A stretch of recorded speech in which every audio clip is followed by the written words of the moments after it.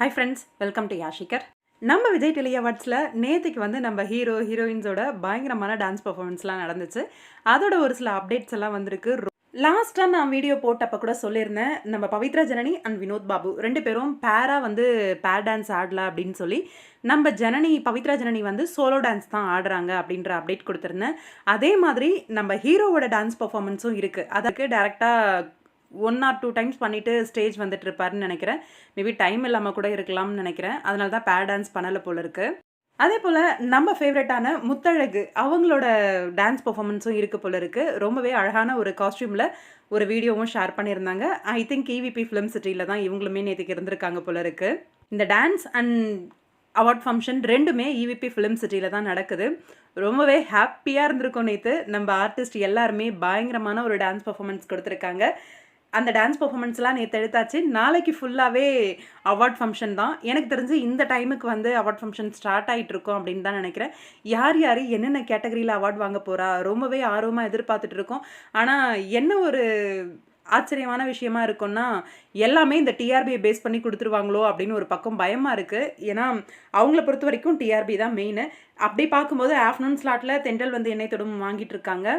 அதே மாதிரி இப்போ ஈவினிங் ஸ்லாட்லேயும் பாக்கியலக்ஷ்மி 2 சீரியல் தான் இப்போதைக்கு டிஆர்பியில் நம்பர் 1ல் போயிட்டுருக்கு. இந்த 2 சீரியலுக்கு கொடுத்துட்டு மற்ற நடிக்கிற ஆர்டிஸ்ட்டுக்கெல்லாம் கொடுக்காமல் இருக்கக்கூடாது அப்படிங்கிற மாதிரி எல்லாருக்குமே எல்லாரோட அந்த ஆக்டிங்குமே வெளியில் வருது. ரொம்பவே ஹார்ட் ஒர்க் பண்ணி தான் எல்லாருமே நடிச்சிட்டு இருக்காங்க. அவங்களோட திறமைக்கான அங்கீகாரம் கிடைக்கணும் அப்படிங்கிறது தான் எல்லாருக்குமே அவங்களோட அந்த போடுற எஃபெக்ட்டுக்கான பலன் அந்த அவார்ட் கிடைக்கிறது. அது மட்டும்தான் கண்டிப்பாக எல்லாருக்குமே கிடைக்கணும் அப்படின்னு தான் என்னோட விருப்பமாக இருக்கும். நிறைய கேட்டகரிஸை வச்சு எல்லா ஹீரோயினுக்கும் சரிசமமாக அவார்டை தூக்கி கொடுத்துடணும். நம்ம சூர்யா வெண்ணிலாவோட ஒரு பிக்குமே ஷேர் ஆச்சு. இதுவும் அவார்ட் ஃபங்க்ஷனில் டான்ஸ் ஃபங்க்ஷனுக்காக போனப்போ எடுத்ததா அப்படின்னு தெரியல. மேபி சூர்யா சாரோட காஸ்டியூம் பார்க்கும்போது இருக்கலாம் அப்படிங்கிற மாதிரி தான் தோணுது. ஆனால் வெண்ணிலா அவங்க வந்து இன்னும் காஸ்டியூம் மாற்றாமல் அந்த டிஷர்ட்டில் தான் இருந்துட்டு இருக்காங்க. அதே மாதிரி நம்ம ஜெனி அப்புறம் பாக்கியலக்ஷ்மி சீரியலில் 3 பேர் இருக்காங்க இல்லையா, ரித்திகா, நேஹா எல்லாருமே வந்து பெர்ஃபார்ம் பண்ணியிருந்தாங்க.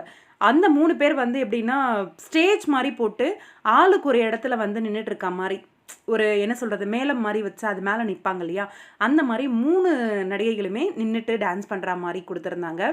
என்ன கேட்டால் இந்த அவார்ட் ஃபங்க்ஷன் வகையில் வந்து நம்ம ஜீ தமிழும் சன் டிவியும் பாராட்டியே ஆகணும்.